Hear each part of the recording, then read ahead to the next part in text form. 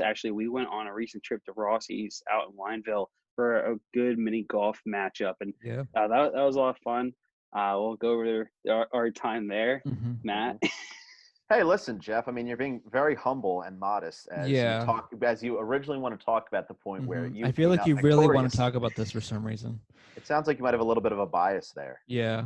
I'm not that biased. I mean, No. only He just really, really tiny bit. likes mini golf. Jeff, I did you do. keep No, the scorecard from that match? I did. It's in my car still. Yeah, that 2-stroke win for one Jeff Quake, an impressive Yes. victory. Yes. Yeah, it was 51, 53, 63 poor Whitmer. Mm-hmm.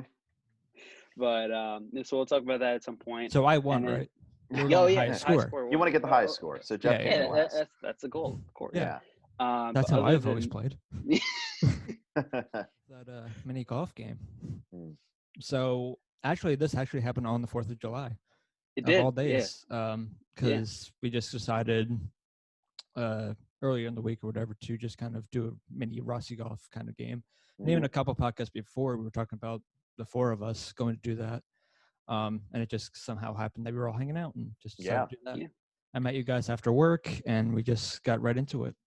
Yeah, and it was fun. One of the biggest rules we established right away, because I don't think any of us have played mini golf in quite some time. The last time I did was ironically at the beach, but even before that, it's been months, if not almost a year, since I've last played mini golf. It's been years for me. Oh yeah, I think yeah, exactly. So one rule we Jeff, that the last time I even went to Rossi's was just to go to the driving range, not even to mini golf.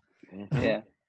And one of the rules we came up with right away was we each got one mulligan throughout the 18 golf course, 18-hole golf course, and basically, again, just to quickly explain, if we didn't like how our the round was going at that whatever number hole it was, we would just redo the hole. Unfortunately, for all three of us, if I'm not mistaken, our mulligans didn't do us. I had a little. Didn't give us any much better luck. Yeah, and the thing with the mulligan is that the incentive you're incentivized to want to keep it because if you do not use your mulligan, if you don't use your mulligan, you get a stroke taken off your final score, which is a cool thing that you want to play for. Yeah. But when you're buried on a hole, you would rather try to redo it and get yourself a couple strokes back in your favor rather than wait too long. Yeah, that did not turn out well for me. I remember from my mulligan, it was, and the hole was a very tough one where you had to, I'm trying to explain the best way you can. You could either go to the left or the right, because in the middle, wasn't there like a wooden post? If not, it was like three wooden posts. Yeah. And the right, it's a little bit more clear of a path, but the dangerous part was you lead too far to the right, you would go into that little river there, little stream. And there's like a little curve to it too. So if you don't hit it hard enough, that there's a chance it could go into that. Yeah, there's like that little hill and everything up top. So I was on my fourth stroke, going for my fifth stroke, when I decided, all right, I'm going to mulligan. Ironically, I still got a 5, so my luck ran out. Matt, what was your mulligan? So I used my mulligan pretty early, and it was disheartening because you want to save it as long as you can. I was on a third hole, and this was a hole that at the very back end of this particular setup was I guess you would call, an obstruction. If you hit the ball too far on this particular hole, it could go into a body of water, and ultimately you would lose another stroke if you were to go into that body of water. With that in mind, I took a more conservative approach. I had to go up the hill on this hole, and each time I got my ball up, it would slowly roll back down rather than go a little bit further into the water. That one, I remember this one now, yeah. So unfortunately, I was about to 5-stroke this one. I'm like, you know what, forget it. I'll take a mulligan. And the same issue essentially happened where I could just not get my small putter in there, and it was just a dangerous hole for me. Well, the problem that happened with you is so after you used your mulligan, your first shot, it was a gorgeous shot. It got up the hill and it stayed. Right. But then after that, it was just literally, no pun intended, all downhill from there. For real. Yeah, I really struggled on Saturday with just the short putts. The between 3 to 7 foot putts away from the hole, I could not bury. Yeah. And if I can give myself any credit, you two did have professional putters, and I was using the rubber ones that they provide at the freaking store. Yeah. With all due respect to Ross's and the fine course they have there. That's fair. But what are you gonna do? Yeah. I guess you gotta bring your I wasn't sure because my thinking of it was I'm not sure how their whole coronavirus kind of stuff was going on. If you had to bring your own putter or not, so it's just bringing mine just in case. I was just bringing mine no matter what. Yeah. there was that. And I didn't want to have him show up everyone else. Yeah, exactly. Witmer taking one for the team. Yeah. Anyway, speaking about Witmer, what was your mulligan? Mine was on like the one with like the rock formation that's kind of like a cave kind of thing that you have to either hit it through. There was still like that wooden plank, so if you hit it straight, you just kind of hit that straight on. Right. And mine, I just kind of struggled just trying to get into the hole. So I just said, I'm just going to do a mulligan. And I think mine, outside of like your guys, mine actually helps because I think on mine, I got like a 5 or maybe even 6. And then on the other one, I got like 3, I think maybe 4. Yeah, I think you're right. I think really, so you were really the only one that benefited from the mulligan. Yeah, a little bit. So I stand corrected from my first statement then. Never mind. But no, I thought, honestly, I thought it was going to do worse because I hadn't played mini golf in a while. I thought it was going to do worse than it actually did. I mean, hey, like on that whole, like that whole 3 where Matt Mulligan, I was like, oh, great, this is where I'm going to have to use mine because I'm going to get into that water every time. Yeah, I was worried about that one because there's the one that was really a pain is it's towards the end of the course is like you have to hit it like basically just tap the ball just light enough where it goes down. It goes down a little hill. Yeah.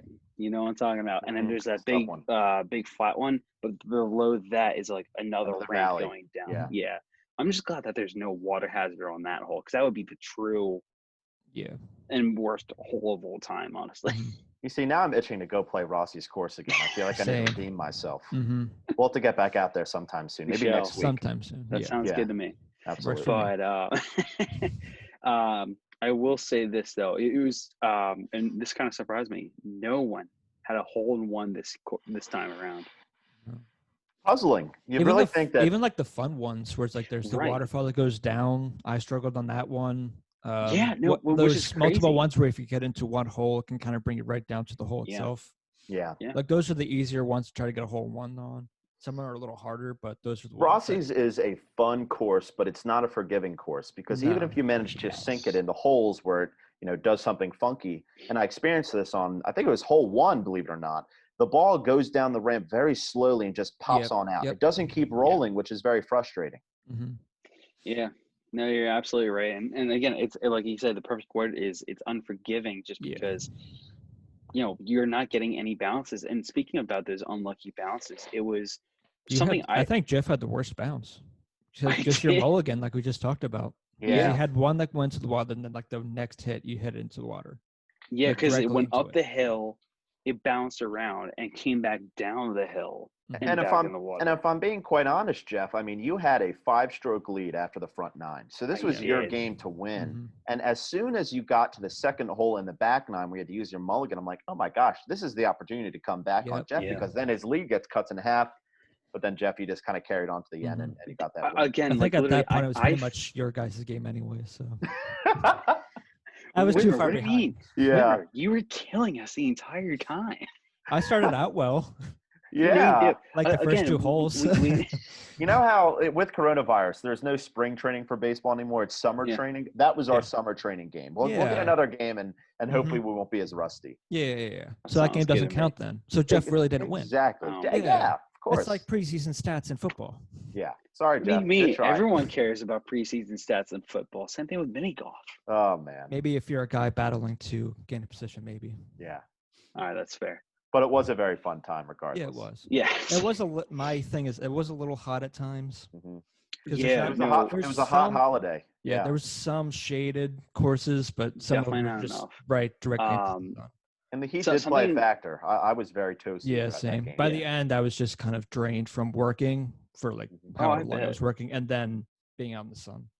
Well, I was exhausted too because I just happened to have played Jeff in a game of home run derby where I beat him in extra innings. Now, mind you, we played again this afternoon and he did win, but we had an absolute scorcher of a 12-11 victory just prior to playing mini golf. So it was an exhausting day. And it went to extra innings. It sure did. Yeah, 5th inning walk-off. Unbelievable. Yeah, that was a fun time there. MLB The Show, or are you doing this? No, we're doing. We actually played in real life in his cul-de-sac. Oh, okay. Yeah. So it was fun. It's a perfect change venue. Change of venue. We might have to switch up venues. Yeah. I think we should because again I feel like someone has a little bit of home court advantage there. Yeah, and I would love to use something other than a short stick. I'd like to actually use like an aluminum bat. Can you imagine that? That'd be unbelievable. The funny thing is we actually have some wooden bats.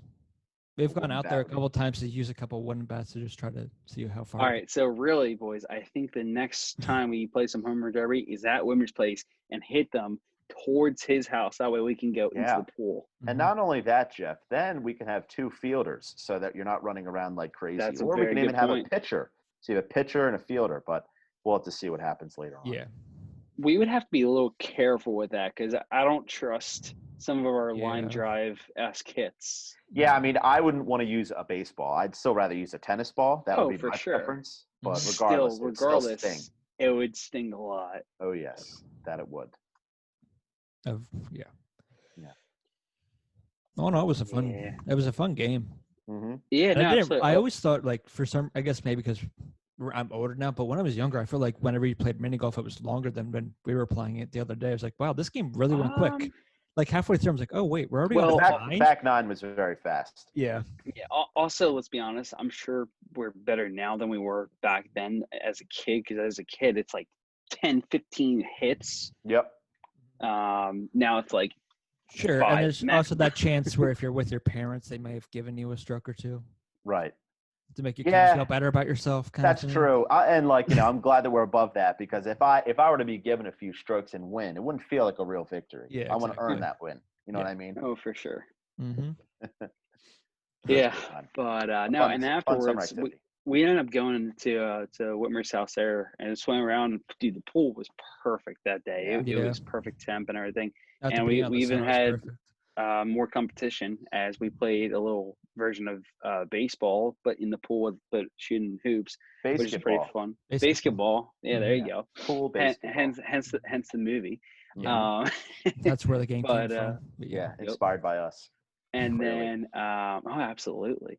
And then Matt did come out on top. He smoked us. We had to make a rule. He just, whenever we've played it, like me and my brother, dad, whatever, we've never done small ball like that, but he perfected it. And he didn't just do that. He hit a couple home runs. I think the only thing he might have not hit was a triple. I don't know. That's the only thing he didn't do was a triple.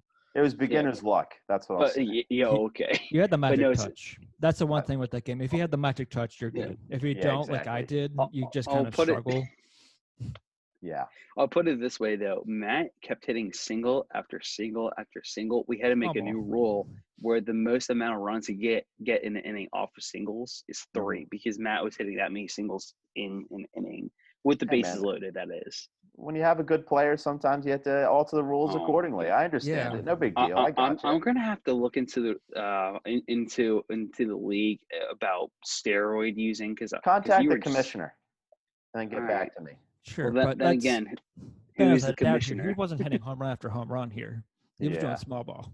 That's what I'm saying. Hey, you never know. You never do. You never know.